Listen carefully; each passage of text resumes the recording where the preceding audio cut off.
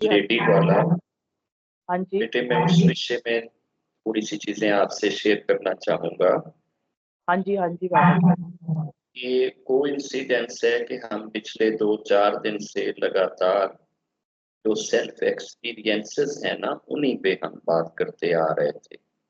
Self vision और experience पे जो कुछ हमारे साथ होता है या जो कुछ हमें कभी इंट्यूशन में या विजन में दिखाई देता है, तो उन्हीं की कड़ी में एक कड़ी आपने भी आगे जोड़ दी कि जी मेरे साथ ऐसे एक्सपीरियंस हुआ है।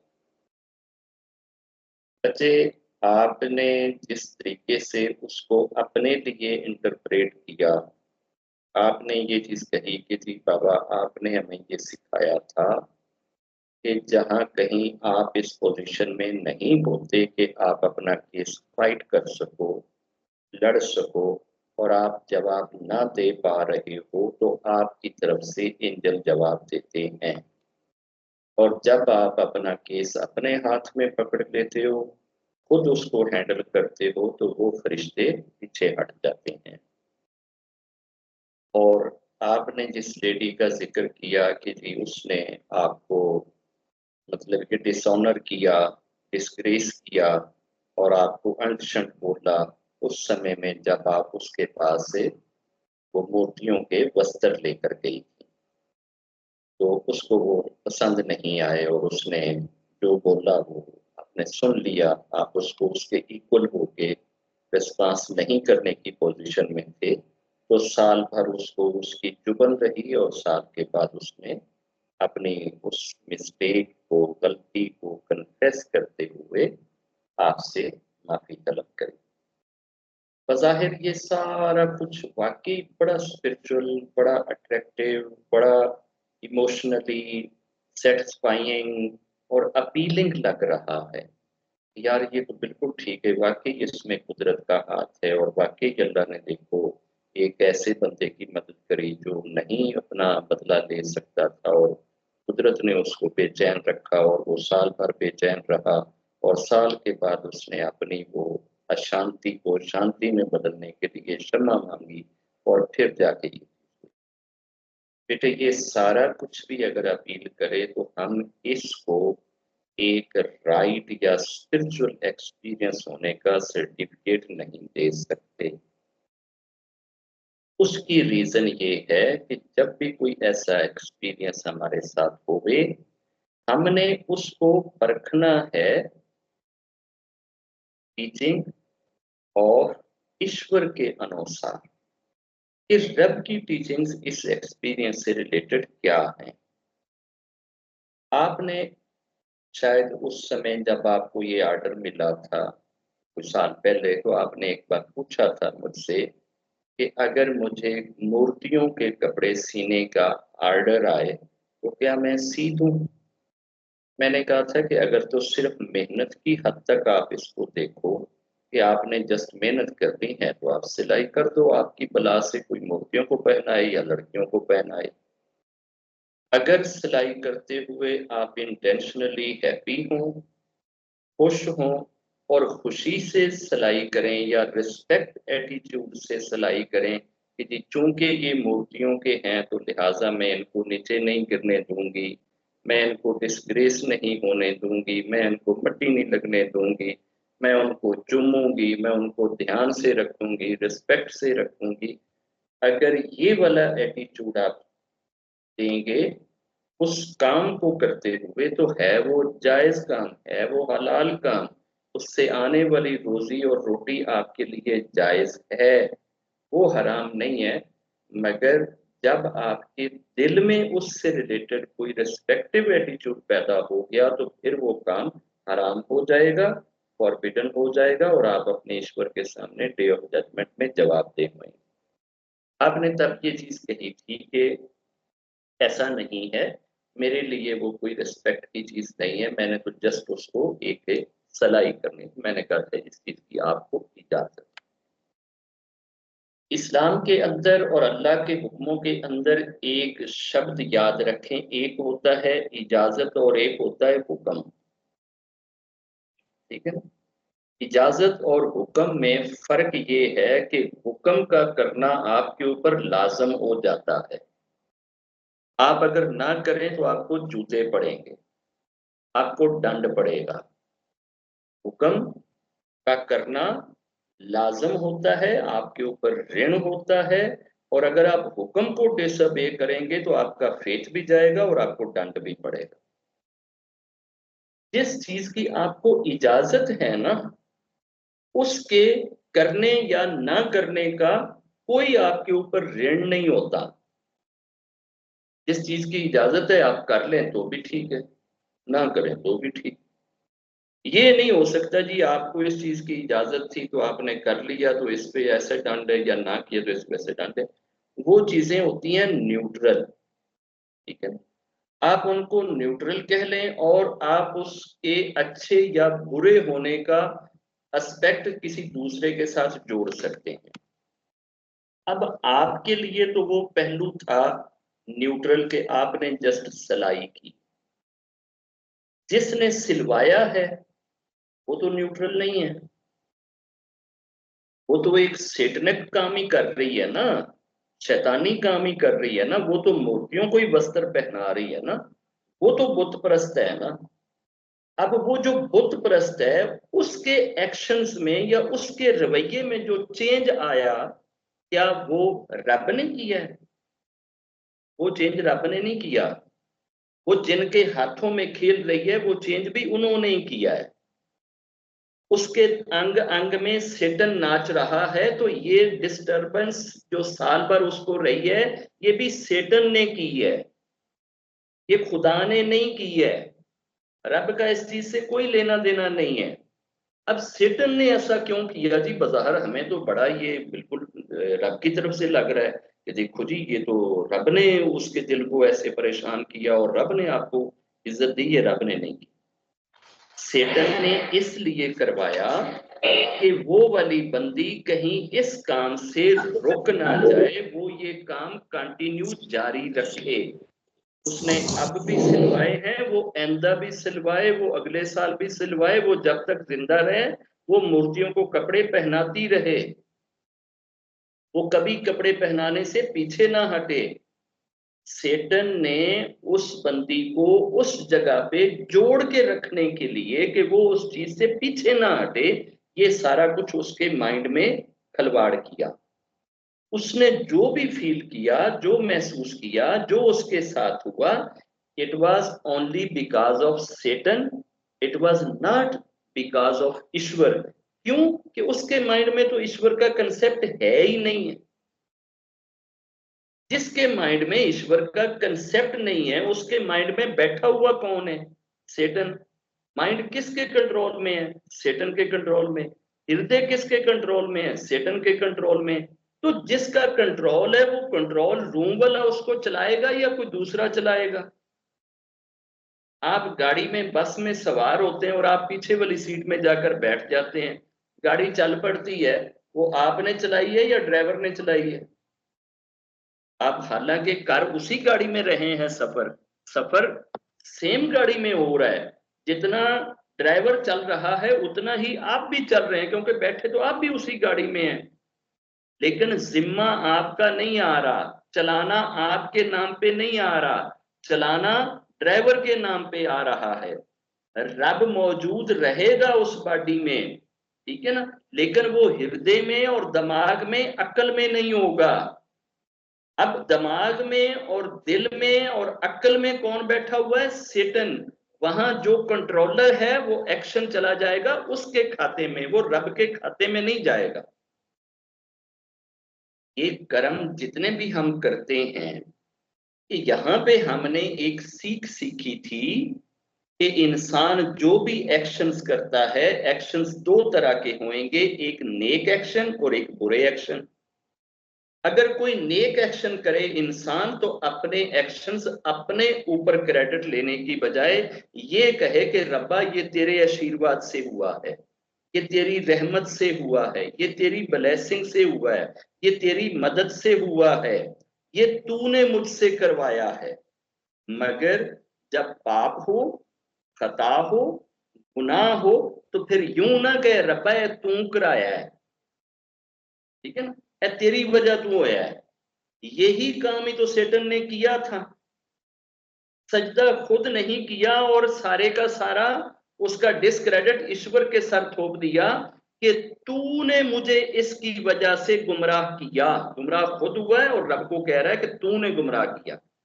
तो यहाँ पे जो कुछ उस लेडी के साथ हुआ, हमें अपने एंगल से देखकर, अपने एंड से देखकर हमें यूं लगता है कि जैसे वाकई ये कोई बहुत बड़ा स्पिरिचुअल एक्सपीरियंस है कि एक ऐसी लेडी जिसने ऐसे मिसबिहेव किया वो साल भर पछताती रही। ये साल भर का पछतावा सेटन की देन है, रब की देन नहीं है। साल के बाद अगर उसको ये पछतावा बलीवर बनाए और वो ये कहे कि तन्नो जी मैंने आपके साथ ये मिसबिहेव किया था, उस मिसबिहेव की वजह से मैं साल भर बेचैन रही, लिहाजा उस बेचैनी ने मुझे ईश्वर तक जाने में मदद कर दी और मैं ईश्वर की बलीवर बन गई। अब मैंने सारी मूर्तियां उठाकर फेंक दी हैं, अब मैं कभी इनके कपड़े नहीं सिलवाऊंगी, मैं बलीवर बन गई। तो आप समझती कि साल भर इसको बेचैन ईश्वर ने रखा है। जब वो बलीवर ही नहीं बनी, बलीव की तरफ उसने एक स्टेप भी नहीं उठाया, तो हम उसकी जात में आने वाले चेंजेस को रब के साथ कैसे जोड़ रहे हैं? हम ये कैसे कह रहे हैं कि जनाब इसको देखो ईश्वर ने अच्छी जनाब मत दी और ईश्वर ने बड़ा इसको सताया और सजा दी है, ये साल भर जो बेचैन रही है, और हम उस खुशी में इतने वो इमोशनल हो के, सेंटी हो के हम रो भी पड़े कि देखो ईश्वर ने आखिर साल के बाद मेरा जो है ना वो एक तरह से बदला दिला ही दिया। इट वॉज नॉट बाई ईश्वर, it was totally by Satan. हम अपनी जगह पे जिस चीज को ईश्वर के साथ जोड़ते हैं, जरूरी नहीं होता कि वो सारे का सारा एक्शन ईश्वर की तरफ से हो। हम हैं सिर्फ लिखाई के पाबंद, लिखे हुए आदेशों के पाबंद के। हम जो टीचिंग्स हैं क्या उसको तो डिसफॉलो नहीं कर रहे, उसको हमने फॉलो करना है। हमने एक्सपीरियंसेस को, अपने इमोशनल विजन्स को, इन चीजों को फॉलो नहीं करना है। अगर कोई चीज उस लिखी हुई टीचिंग के साथ टकराती है तो भले से हमें वो उठाकर मक्का ले जाए, वो गलत है, उसका कोई फल नहीं है। हमें एक्शंस के पीछे वाली जो चीज है ना उस पे ध्यान देना होता है, और एक गुरु सिर्फ यही काम करने के लिए ही होता है। बाकी वो ਤੁਹਾਨੂੰ कभी भी उथों शॉपिंग माल तो चीनी खरीद के ते आटा लिया के देने वास्ते नहीं ਹੁੰਦਾ। ਉਹ ਤੁਹਾਡੇ ਰਿਜ਼ਕ 'ਚ ਬਰਕਤਾਂ ਦੀਆਂ ਦੁਆਵਾਂ ਕਰਨ ਵਾਸਤੇ ਨਹੀਂ ਹੁੰਦਾ।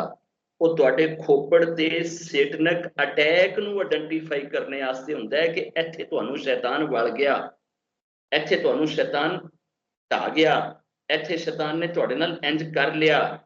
उस चीज को हाईलाइट करने का काम जो है वो एक गुरु का होता है कि वो स्पिरिचुअली एडवाइस करे और गाइड करे और ऐसी गलतियों से, खताओं से आपको दूर रखे कि इस चीज को आपने ऐसे नहीं इंटरप्रेट करना। हमने एक कथा शुरू में कोई मेरे ख्याल आज से 2-2.5 साल पहले शेयर करी थी कि एक आदमी था, वो किसी नेक पवित्र स्थान पे हर गुरुवार को जाता था और पता नहीं कितने सालों से जा रहा था। एक बार बुढ़ापा आ गया और बहुत सख्त आंधी और बारिश हो रही थी और वो जाने की हिम्मत नहीं कर सकता था अपने बुढ़ापे की वजह से। उसकी बेटी ने उसको रोका कि बाबा आप ना जाओ, बाहर मौसम ऋतु बहुत खराब है। तो उसने उसकी परवाह नहीं करी, उसने कहा नहीं मैं तो जाऊंगा, मैं तो पिछले 30 वर्षों से जा रहा हूं, मैंने तो जाना ही जाना है। ठीक है। अब उस कथा के अंदर हमने ये चीज कही कि उस बाबे ने जब जाने की कोशिश करी तो वो चंद कदम ही गया और वो गिर गया। वापस जब आया तो बेटी ने दूसरा ड्रेस दिया और साथ ही ये कहा कि बाबा अब ना जाओ, ठीक है, रुक जाओ। अब ये जाने से रोक रही है, वो फिर जाता है और नहीं रुकता है, थर्ड दफा फिर गिरता है, इसी तरह से वो 7 बार गिरता है। 8वां जोड़ा उसकी बेटी दे के कहती है बाबा ये आखिरी जोड़ा है, अब मेरे पास और वस्त्र नहीं है। अब अगर तू गिर गया ना तो सारी रात इन्हीं गंदे और गीले कपड़ों में रात गुजारना पड़ेगी, तेरे पास और कोई ड्रेस से नहीं है, बारिश हो रही है, सर्दी है, मैं इन कपड़ों को धुलाई भी कर दूंगी तो ये कपड़े तेरे पहनने के काबिल नहीं होंगे। तो अब बेहतर है कि आप घर में ये पूजा कर लो, घर में नमाज पढ़ लो, घर में जो आपने करना है कर लो, आप ना जाओ। पापा नहीं रुका है। अब बाबे को क्या हुआ है कि इतनी खूबसूरत एक सवारी ने उठा लिया, घर से बाहर निकलते ही खुद ही सवारी ने पकड़ा, अपने ऊपर बिठाया और वो जनाब उस जगह पे, उस स्थान पे जो भी था, कोई मस्जिद थी, जो भी उसका था, दरबार था, दरगाह थी, जहां उसने जाना था वो उसको ले गए। और जब वो वहां से निकला है अपनी पूजा पाठ यात्रा के बाद, तो उसी सवारी ने फिर पकड़ा और वापस ला। अब जब घर के बिल्कुल पास में पहुंचता है तो दिल में ख्याल आता है कि यार ये चीज है क्या जो मुझे ले जा रही है और मुझे लेकर आई है। अगर हमारे साथ ऐसा होता तो हम इसी तरह से उस विजन को कहते कि एक दफा मैं ईश्वर को राजी करने के लिए मैं ऐसे ऐसे गिरा, ऐसे ऐसे हुआ और मेरे पास एक ही जोड़ा बचा था, मेरी बच्ची ने मुझे मना करा, मैं फिर नहीं रुका, तो रब ने एक फरिश्ता भेज दिया। इतना नूरानी, इतनी खूबसूरत वो सवारी थी, और हमने उसको एंजल से नीचे कोई सर्टिफिकेट नहीं देना था, हमने उसको एंजल ही बोलना था कि जी एंजल आए, और एंजल ने खुद ही मुझे उठाया और मुझे जनाब वहां तक ले गए, और मैंने वहां अपनी पूजा पाठ करी और फिर एंजल मुझसे उसी तरह से वापस ले आया। हमारे लिए तो वो सारी जिंदगी एंजल ही रहना था, हमने ग्रंथों में भी लिख देना था, सेल्फ एक्सपीरियंस में भी लिख देना था, हर जगह पे वो नेट पे भी चढ़ा देना था, यूट्यूब पे, और till the day of judgement वो हमारा एंजल ही चलते रहना। इस बाबे ने घर पे पहुंचकर उस सवारी का कान पकड़ा, और कान पकड़ के उसको कहा कि अच्छा भी मुझे ये बता कि तू है कौन। उनका पापा तूने क्या लेना देना है कि मैं कौन हूँ, तेरा काम था वो मैंने कर दिया, तू इतनी बार गिरा है, मैंने तुझे गिरने से बचाया है, तेरी हेल्प करी है, और तू उल्टा मेरा कान पकड़ के खड़ा हो गया। उस बाबे ने कहा कि नहीं, जब तक तू मुझे बताए कि नहीं मैं तुझे जाने नहीं दूंगा, ये बता कि तू है क्या। उसने कहा पापा मैं हूँ सेटन। भाई तू सेटन, तो सेटन तो इस तरह के काम नहीं करता, सेटन का तो काम है धक्के दे के गिराना, अगर कोई नेकी की तरफ जा रहा है तो उसको गिराना सेटन का काम है ना, उसकी हेल्प करना तो सेटन का काम नहीं है ना। तो तूने ये हेल्प वाला काम क्यों किया, तूने तो मेरी मदद करी और मुझे लेकर गया और मुझे लेकर आया। तो सेटन ने कहा कि बाबा मेरा मकसद तेरी हेल्प करना या ना करना नहीं, मेरा काम तुझे सपोर्ट करना या रोकना नहीं, मेरा काम है तेरा नुकसान करना। वो नुकसान तेरी हेल्प करके होता है या तुझे रोक के होता है, मैंने तो नुकसान तेरा करना है। अब नुकसान की समझ मुझे होती है और तुझे नहीं होती, मुझे पता होता है कि तेरा नुकसान किस चीज में, मैंने वो वाला काम कर दिया। मेरा क्या नुकसान हुआ, मेरा तो कोई नुकसान नहीं हुआ, मैंने तो जाना था, 35 वर्ष हो गए थे, मैं तो सोच रहा था कि शायद कोई बीच में नागा ना पड़ जाए, मेरी ये रूटीन ना टूट जाए, तो तूने तो मेरी रूटीन ही नहीं टूटने दी, तू तो मुझे ले गया, अब तो मेरा भला हो गया, तू कैसे कहता है कि मैंने आपका नुकसान किया है। उसने कहा मैंने आपका नुकसान इस तरह से किया है कि जब तू पहली बार गिरा था ना, तेरे उस गिरने की वजह से रब इतना खुश हुआ, रब ने 1 लाख नरकियों को नरक से निकालकर स्वर्ग में जाने का आदेश दे दिया था कि मेरे इस बंदे के गिरने की वजह से 1 लाख नरकियों को माफ करके नरक से निकाल के स्वर्ग में भेज दो। तू दूसरी बार गिरा, रब ने 1 लाख और कर दिया ऐलान, रब ने कहा अब 2 लाख को निकाल दो। तू तीसरी बार गिरा, रब ने 3 लाख को निकाला, इसी तरह से 7वीं बार गिरा, 7वीं बार रब ने 7 लाख को निकाला। अब मुझे फिक्र थी तेरे पास तो जोड़ा ही आखिरी था, ये जो तूने पहना है जिसके साथ तू घर से बाहर निकला है ये तो आखिरी जोड़ा था, मैं उस चीज से डर गया कि कहीं ऐसा ना हो कि अब अगर तू गिर गया ना तो तेरे चूंकि जोड़ा आखिरी है तो रब ने कहना है चूंकि ਇਹਦਾ जोड़ा आखिरी सी इस वास्ते जहन्नम सारे नु खाली कर दो, जो जहन्नमी है सबको निकाल दो। तो फिर तो सारे ही निकल जाते तो जहन्नम खाली हो जाता। तो मैंने जहन्नमियों को जहन्नम में रखने के लिए ये किया है। अब बज़ाहिर नुकसान तो बेचारे उन जहन्नमियों का हुआ, इस बंदे को तो उस नुकसान की समझ ही नहीं आई, और जो फायदा भी हुआ है वो जहन्नमियों ही का हुआ है, इसे तो कोई पता नहीं चला है। मगर अल्टीमेट है तो ह्यूमैनिटी का फायदा और नुकसान ना, उसने तो as a whole human being को सामने रख के करना है ना। वो दुश्मन तो ह्यूमैनिटी का है ना, इंसानों का है ना। तो बाज दफा वो डायरेक्ट या इनडायरेक्ट नहीं आपके साथ चीज समझ आ रही होती, लेकिन वो एज ए होल ह्यूमैनिटी के खिलाफ जा रही होती है। और सेटन अपने उन हथकंडों को यूज करता है, उन ट्रिक्स को यूज करता है। दूसरी हमने ये कथा शेयर करी थी कि एक सुबह अमृत वेले के उठने वाला था, अमृत वेले का पुजारी था। उसको भी 25 साल गुजर गए। हर रोज जिंदगी में लगातार कंटिन्यूसली अमृत वेले उठता था और अपनी पूजा करता था, जाप करता। एक दिन बेचारा कहीं गया बाहर और बड़ा थका हुआ ना, सारा दिन जंगल से लकड़ियां काटता रहा या जो भी करता रहा, आया ना तो उस दिन मौसम भी बड़ा ठंडा था, सावन का महीना था, तेज हवा चल रही थी, हल्की हल्की बारिश थी। सेटन ने बगलें बजाई कि आज मैं एनो ना नहीं उठन देना अमृत वेले, आज मैं इसे ऐसी गहरी नींद सुलाऊंगा कि कम अज कम आज तो इसका नागा पड़ेगा।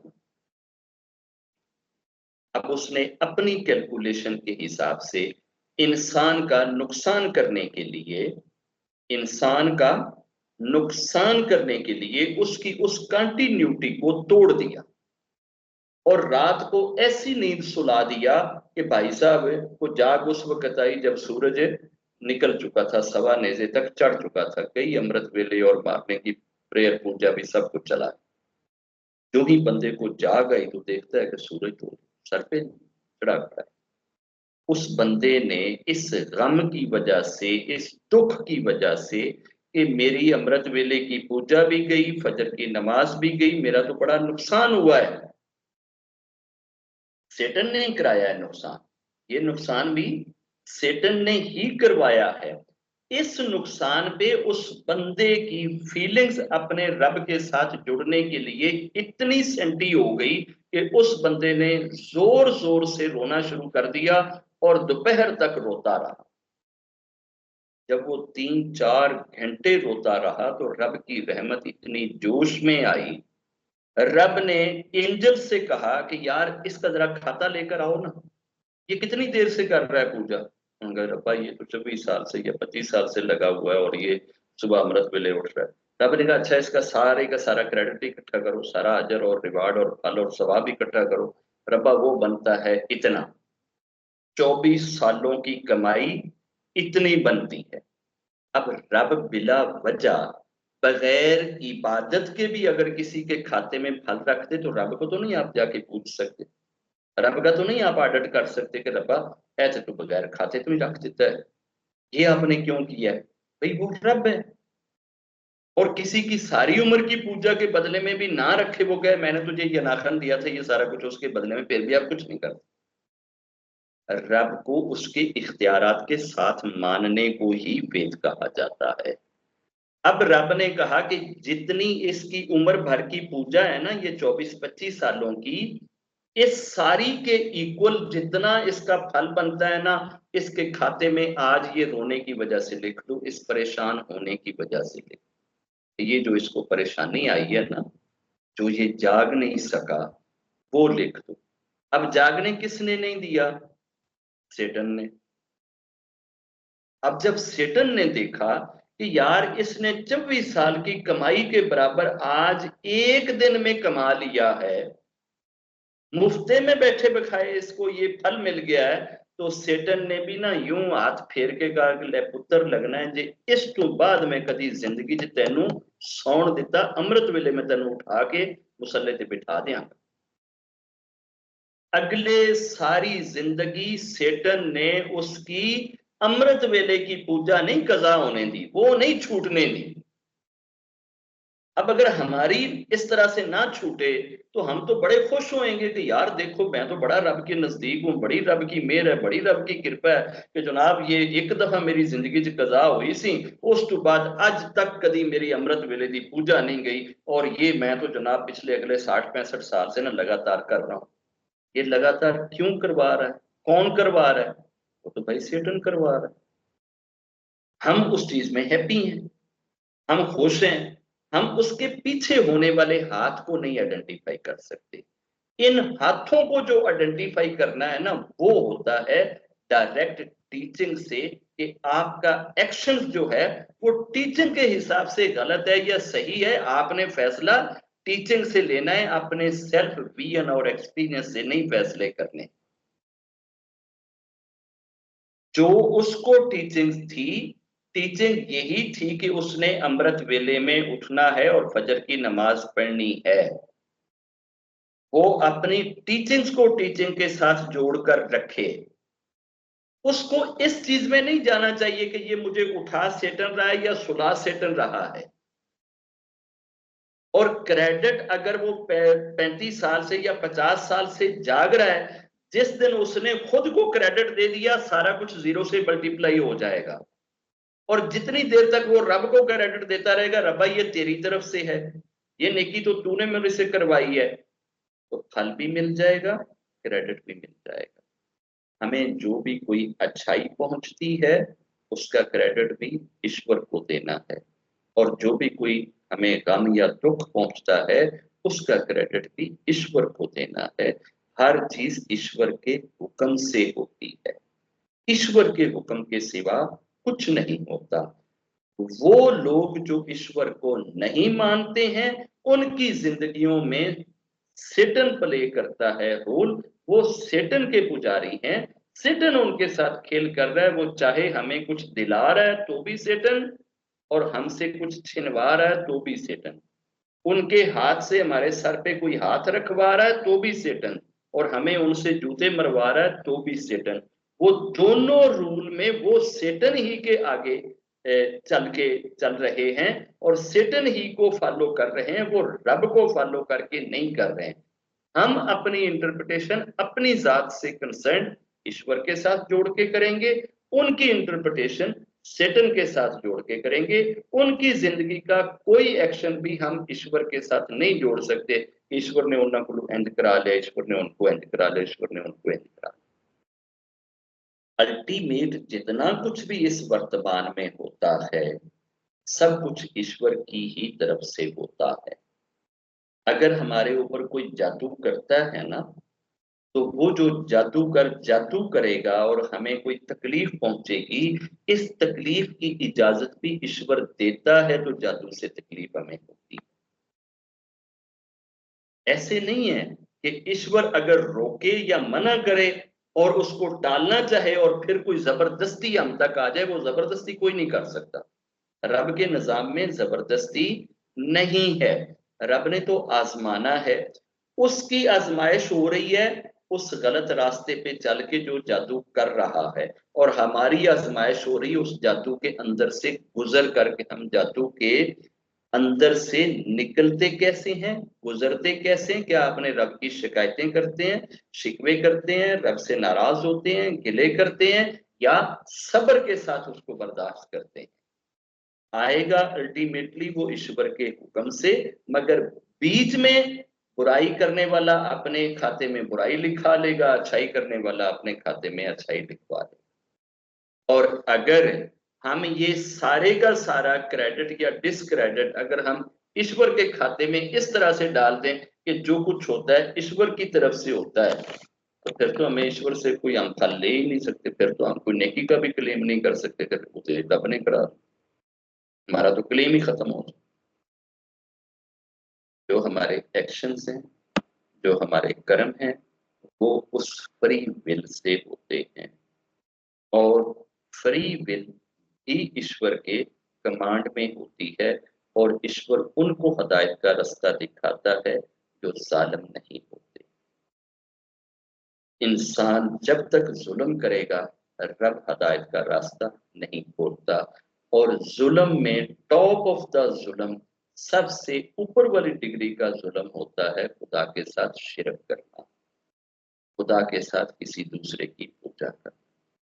इससे रब को सबसे ज्यादा तकलीफ होती है, जब आप किसी दूसरे को रब कहते हैं। और इधर बंदों को सेटन इतना पोलाइट तरीके से मोटिवेट करता है, नहीं नहीं आप भी असल में रब ही की कर रहे हैं यार पूजा, वो रब नूं जरा नहीं समझ आ रही, रब थोड़ा जा इलिटरेट है, आने वाले सालों शायद रब पढ़ जाएगा तो उसको समझ आने लग जाएगी कि असल में पूजा तुम्हारी ही हो रही थी यार, और तुम्हें इतनी समझ ही नहीं है। हम तो ये जो मूर्तियों के आगे जो मत्था टेक रहे हैं, असल में तो ये तेरे ही आगे टेक रहे थे। ये फिलोसफी नरक वाले दिन, आगे अपना क्यामत वाले दिन हमें ये समझानी पड़ेगी, रब को बदलाना पड़ेगा, रब को मोटिवेट करना पड़ेगा कि नहीं नहीं रब्बा तू तो एवें वो बस एवें ही नाराज होंदा रहे, ਅਸੀਂ ਉੱਥੇ ਮੂਰਤੀਆਂ ਦੀ ਕਿੱਥੇ ਪੂਜਾ ਕਰਦੇ ਨੇ, ਉਹ ਤੇ ਮੂਰਤੀਆਂ ਦੇ ਅੱਗੇ ਤੇ ਐਵੇਂ ਉਹ ਵੈਸੇ ਹੀ ਮੱਥਾ ਟੇਕਦੇ ਸੀ, ਅਸਲ ਤੇ ਮੱਥਾ ਸੀ ਤੈਨੂੰ ਟੇਕ ਰਹੇ ਸੀ। फिर रब करेगा फैसला। उस वक्त जितनी मशीनें और जितने जूते मारने वाले इंजन है ना, सब के सब एक साथ इकट्ठे हो जाएंगे, और लाखों जूते जब एक सेकंड में पड़ेंगे ना तो हमारी होश ठिकाने आ जाएगी। और फिर हम रब से माफिया मांगेंगे कि नहीं नहीं नहीं नहीं रब्बा सॉरी, साडी अकल ठिकाने नहीं सी, साडे कोलों खता हो गई कि ਅਸੀਂ ਤੈਨੂੰ ਛੱਡ ਕੇ ਤੇ ਮੂਰਤੀਆਂ ਦੇ ਅੱਗੇ ਸਜਦਿਆਂ ਚ ਪਏ। ਇੱਥੇ ਤੇ ਅਸੀਂ ਬੜੇ ਸ਼ੌਕ ਨਾਲ ਮੂਰਤੀਆਂ ਦੇ ਅੱਗੇ ਸਜਦੇ ਕਰਨੇ ਆ ਨਾ, ਤੇ ਨਾਲ ਰੱਬ ਨੂੰ ਕਹਿੰਦੇ ਕਿ ਨਹੀਂ ਨਹੀਂ ਤੈਨੂੰ ਸਹੀ ਸਮਝ ਨਹੀਂ ਆ ਰਹੀ, सानू असल च समझ सही हैगी है, असी ते तेरी ही इबादत कर रहे हैं। इसका फैसला क़यामत के दिन ही होएगा, उससे पहले इस चीज का फैसला नहीं हो सकता। रब से दुआ है कि रब हमारे हर मामले में अपनी रहमत को शामिल रखे, अपनी ब्लेसिंग को शामिल रखे, और हमारे साथ होने वाले मामलात में सेटन को हाथ करने से रोके, और हमें बचाकर रखे सेटन के हर तरह के हथकंडों से और उसकी हर तरह की चाल से। सेटन की चालें जैसे हवा नहीं ना नजर आती, ऐसे ही सेटन की चालें नजर नहीं आती। वो हमारे साथ कैसी कैसी चाल है चलता है। अगर वो इतना ही ओपन हो तो फिर तो आप सारे उसको थप्पड़ मारना शुरू कर दें। वो ओपन तरीके से नहीं आता, वो इतने हिडन तरीके से आता है कि आप उसके साथ शामिल हो जाते हैं और आपको पता ही नहीं चलता कि आप भी उसके साथ चल पड़े हैं। रब आपको ऐसी समझ, ऐसी बसीरत, ऐसी सोच दे कि जब भी कभी कोई सिटन आपके साथ किसी तरह का भी कोई हाथ करे तो आप उस हाथ को फौरन आइडेंटिफाई कर लें कि ये मेरे साथ सेटन हाथ कर रहा है। जी बच्चों,